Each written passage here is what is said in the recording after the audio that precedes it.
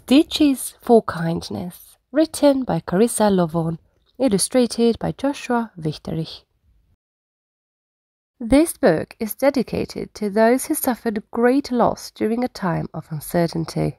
As the days grew colder, and with harvest season over, the sharing sisters put away their wings. They began to grow somber as they started to ponder all the COVID-cancelled things. Mama said, "God hears our prayers and sees our tears and holds us in His heart. He will provide a new mission with a clear vision and then show us where to start." As they drove to town that day, they saw a man on the way, standing by the edge of the road. His clothes were tattered, his eyes looked shattered, because he carried such a heavy load. A cardboard sign that read, "I need to be fed," was held with hands that were red from the cold.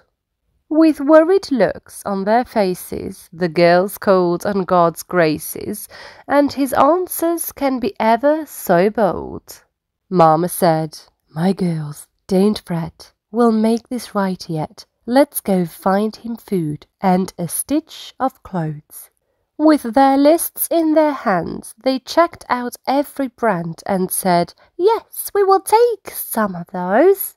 They packed gloves and hats and a variety of snacks, then added some cards that were made with love. The girls were delighted and oh, so excited as they sent their prayers to the Lord up above.